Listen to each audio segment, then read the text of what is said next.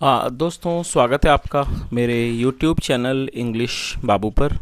और आज मैं फिर हाजिर हूँ आपके साथ एक नई स्टोरी लेकर।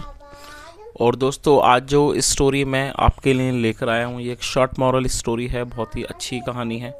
कहानी सुनने में आपको मज़ा आएगा। उसके अलावा आज की इस स्टोरी में आपको कुछ नए इंग्लिश के वर्ड मीनिंग सीखने को मिलेंगे, उनकी करेक्ट प्रोनाउंसिएशन के बारे में पता चलेगा।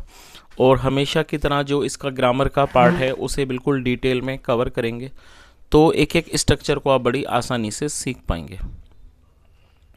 तो चलिए दोस्तों, आज की इस कहानी को हम शुरू करते हैं। और सबसे पहले कहानी का टाइटल देखते हैं। कहानी का टाइटल है द पॉटर्स ट्रुथ। क्या मतलब हुआ दोस्तों? POTTER। पॉटर का मतलब होता है कुम्हार, और यहाँ पर एपिस्ट्रॉफी एस का यूज़ किया गया। एपिस्ट्रॉफी एस का मतलब होता है का की के। जब हम किसी नाम या व्यक्ति के साथ कुछ जोड़ना चाहते हैं पॉजेसिव केस के लिए, तब एपिस्ट्रॉफी एस का यूज़ किया जाता है। और ट्रुथ का मतलब सच। तो क्या अर्थ हुआ? द पॉटर्स ट्रुथ मतलब कि कुम्हार का सच। तो दोस्तों, ये आज की इस कहानी का टाइटल है, शीर्षक है। और अब मैं इसे पढ़ना शुरू करता हूँ। आपसे रिक्वेस्ट है आप इस कहानी को बिल्कुल ध्यान से सुने। और यदि आज की स्टोरी में आपको कोई नया वर्ड या फिर ग्रामर का नया स्ट्रक्चर देखने को मिले तो आप उसे नोट ज़रूर करें। तो चलिए इसको शुरू करते हैं। Long long ago in a village there lived a potter by the name of Yudhishthir. क्या मतलब हुआ दोस्तों? ये जो वाक्य है ये पास्ट इंडेफिनिट का अफर्मेटिव वाक्य है। और जब हम पास्ट इंडेफिनिट में कोई भी अफर्मेटिव का वाक्य बनाते हैं तो वहाँ वर्ब की सेकंड फॉर्म का प्रयोग किया जाता है। लिव का मतलब रहना, second form lived. Long long अगो मतलब कि बहुत समय पहले, इन ए विलेज एक गाँव में, देयर लिव्ड ए पॉटर एक पॉटर मतलब एक कुम्हार रहता था, by the name of Yudhishthir Yudhishthir नाम का। तो इस पूरी लाइन का क्या अर्थ हुआ कि बहुत समय पहले एक गांव में युधिष्ठिर नाम का एक कुम्हार रहता था। He was in a habit of drinking liquor. और ये जो वाक्य है ये सिंपल पास्ट का वाक्य है, जहाँ पर वॉज या वर्क का प्रयोग हेल्पिंग ऑफ के रूप में किया जाता है। साथ में नाउन एडजेक्टिव को लेकर वाक्य बनाते हैं। He was in a habit of drinking liquor मतलब उसे, लिकर मतलब कि शराब, उसे शराब पीने की आदत थी। वन डे एक दिन, he stumbled on a broken pot in a drunken state. दोस्तों, स्टम्बल का मतलब होता है लड़खड़ा कर गिर जाना। सेकेंड फॉर्म में स्टम्बल्ड, वन डे एक दिन। He stumbled on a broken pot मतलब एक दिन वो लड़खड़ा कर गिर गया। कहाँ गिर गया? ऑन अ ब्रोकन पॉट, एक टूटे हुए पॉट पर। एक टूटे हुए पॉट का मतलब होता है मटका वगैरह, सुराही उसे पॉट कहा जाता है। टूटे हुए घड़े पर गिर गया। In a drunken state, intent drunken state मतलब कि जब उसने शराब पी हुई थी उस स्थिति में वो एक टूटे हुए घड़े पर गिर गया। एंड फेल डाउन और वो नीचे गिर गया। फॉल मतलब गिरना, सेकंड फॉर्म फैम। एंड फेल डाउन वो नीचे गिर गया। The sharp edge of the broken pot, और जो शार्प एज मतलब जो उसका तेज जो किनारा था, जो उसका नुकीला जो किनारा था, of the broken at pot टूटे हुए मटके का जो तेज किनारा था। पियर्स्ड हिज फोरहेड वो घुस गया। पियर्स का मतलब घुस जाना, छेद कर देना। उसने छेद कर दिया या कह सकते हैं घुस गया। हिज फोरहेड उसके माथे में। And he started bleeding, and he started bleeding और उसका रक्त बहने लगा। ब्लीड का मतलब खून बहना, और उसका खून बहने लगा। प्रोफ्यूजली मतलब बहुत तेजी से। He did not care much for his wound. दोस्तों, ये जो वाक्य है ये पास्ट इंडेफिनिट का नेगेटिव वाक्य है, जहाँ सब्जेक्ट के बाद डिड नॉट का प्रयोग किया जाता है। He did not care much for his wound मतलब उसने अपने, वुंड का मतलब जख्म, उसने अपने जख्म पर ज़्यादा ध्यान नहीं दिया। द वुंड गॉट वर्स और ये जो जख्म था गॉट वर्स वो बहुत और भी बदतर हो गया, खराब हो गया। Even after it had healed. दोस्तों, यहाँ पर हेड के साथ थर्ड फॉर्म का यूज़ किया गया है। हील का मतलब होता है ठीक होना, थर्ड फॉर्म में हील्ड, और यहाँ हेड के साथ थर्ड फॉर्म है, तो ये पास्ट परफेक्ट का वाक्य है। इवन आफ्टर इट हेल्ड मतलब कि उसके, even after it had healed उसके ठीक हो जाने के बाद भी। इट हैड लेफ्ट उसने छोड़ दिया था। लीव मतलब छोड़ना, third form left. It had left उसने छोड़ दिया था। अब बिग स्कार एक बड़ा स्कार मतलब एक निशान, ऑन हिज फोरहेड उसके माथे पर। तो इस पूरी लाइन का क्या अर्थ निकला? Even after it had healed it had left a big scar on his forehead मतलब कि उसके ठीक होने के बाद भी उसने उसके माथे पर एक बड़ा निशान छोड़ दिया था। Big scar on his forehead, forehead मतलब माथा। चलिए आगे देखिए। आफ्टर सम टाइम, आफ्टर मतलब बाद, आफ्टर सम टाइम कुछ समय के बाद, there was a famine in the country. दोस्तों फेमिन का मतलब है अकाल, मतलब ऐसी स्थिति जब किसी भी तरह की खाने पीने की वस्तुओं की कमी हो जाए, खाने पीने की वस्तु ना रहे, ना लोगों के लिए ना पशुओं के लिए, तो इस तरह की स्थिति को अकाल कहा जाता है, जिसे इंग्लिश में फेमिन कहते हैं। तो क्या अर्थ हुआ, आफ्टर सम टाइम कुछ समय के बाद, there was a famine in the country, मतलब कि देश में अकाल आया। The potter lost his business, और ये भी पास्ट का अफर्मेटिव वाक्य है। लूज मतलब खोना, गंवाना, second from lost. The potter lost his business मतलब क्या हुआ कि कुम्हार ने जो उसका व्यापार था उसको गंवा दिया। He then left for some other part of the country. दोस्तों लीव मतलब निकलना, रवाना होना, second from left. He then left, फिर वो निकल पड़ा। For some other part of the country मतलब देश के किसी और हिस्से के लिए वो निकल पड़ा। There he somehow got himself employed in the king's service। क्या अर्थ हुआ, there मतलब कि वहाँ पर he somehow कैसे भी करके got himself employed, उसने अपने आप को काम पर रखवा लिया। in the king's service राजा की सेवा में। दोस्तों यहाँ किंग के बाद एपिस्ट्रोफी एस है जिसका अर्थ होता है काकी के, तो यहाँ भी काका एपिस्ट्रोफी एस का यूज़ किया गया। तो किंग सर्विस मतलब राजा की सेवा। तो इस पूरी लाइन का क्या अर्थ हुआ, there he somehow got himself employed in the king service मतलब कि वहाँ उसने कैसे भी करके अपने आप को काम पर रखवा लिया। गेट एम्प्लॉयड मतलब काम पर रखवाना, काम पर रखवा लिया। इन द किंग सर्विस राजा की सेवा में।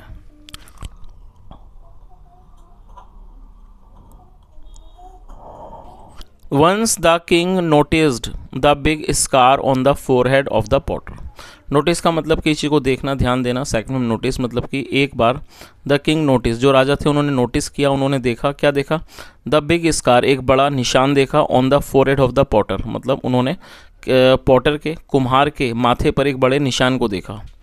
ही थॉट, उनको लगा, थिंक मतलब सोचना, लगना, सेकंड में thought, THOUGHT, he thought to himself, उन्होंने मन मन में सोचा कि the potter must be a brave man, उन्होंने मन मन में सोचा कि जो पॉटर है must be a brave man, वो जरूर एक बहादुर आदमी होगा। The scar was most probably the result of his face to face fight, और ये जो स्कार है, जो ये निशान है, वॉज मोस्ट प्रोबेबली मतलब इस चीज़ की संभावना है, the result of his face to face fight, वो उसके फेस टू फेस मतलब कि आमने सामने की लड़ाई का एक नतीजा होगा जो उसके माथे पर निशान है।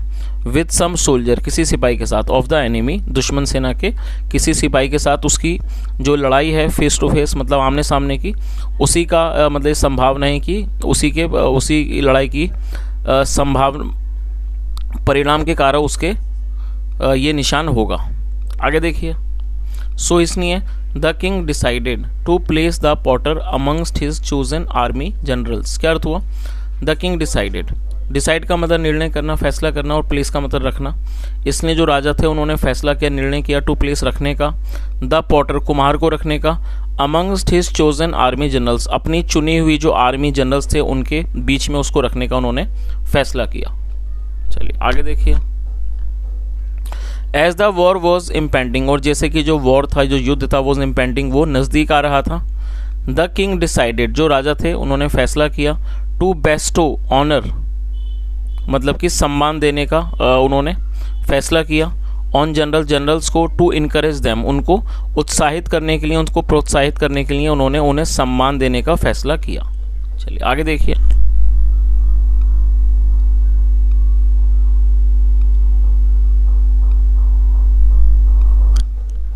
लेटर मतलब बाद में, द किंग डिसाइडेड, जो राजा थे उन्होंने निर्णय किया, फैसला किया, to make the potter, potter को बनाने का, कुम्हार को बनाने का, the chief of the army, उन्होंने मतलब जो राजा थे उन्होंने बाद में फैसला किया कुम्हार को चीफ ऑफ द आर्मी बनाने का, मतलब जो आर्मी के चीफ बनाने का, उसको उन्होंने फैसला किया। सो इसलिए ही आस्क्ड द पॉटर, इसलिए उन्होंने पॉटर से, कुम्हार से पूछा, जनरल व्हाट्स योर नेम, कि व्हाट्स योर नेम, आपका क्या नाम है, how did you get this scar on your forehead.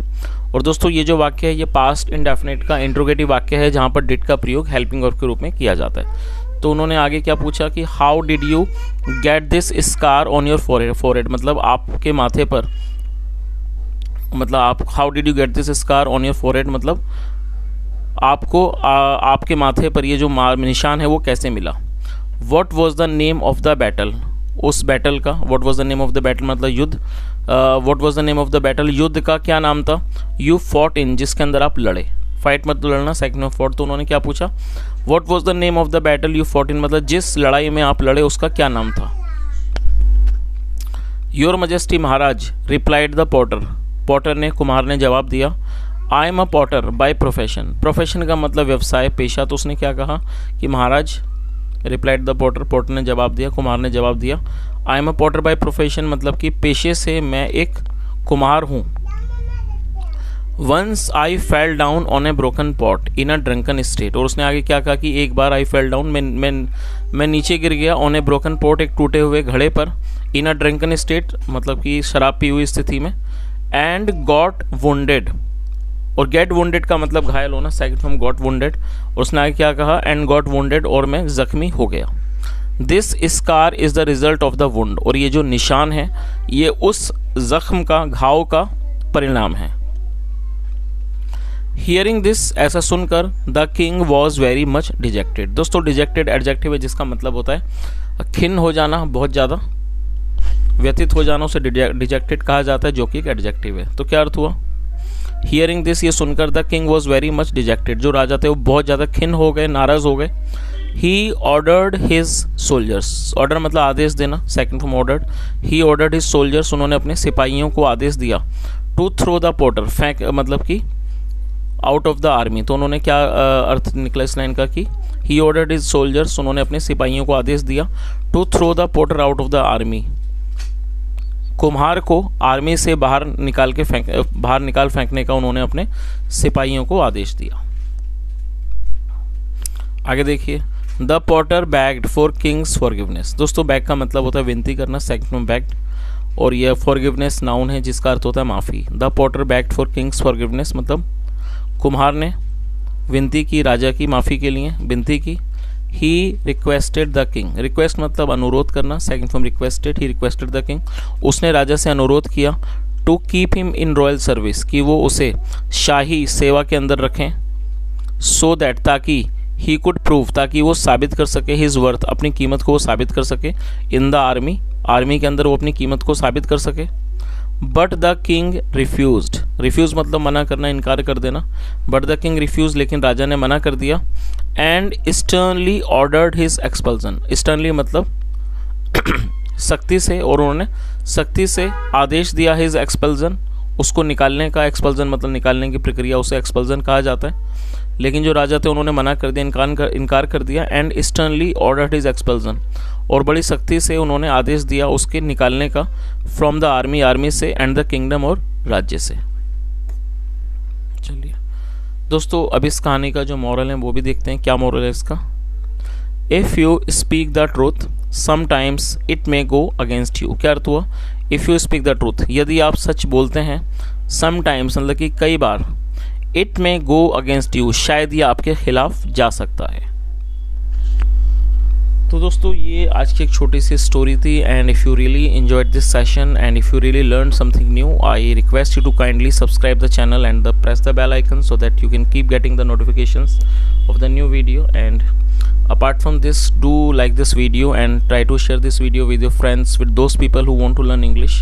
And apart from this, if you have any type of doubt related to grammar, you can ask me in the comment section, or if you have any type of suggestion or any feedback, you can share this feedback in the comment section.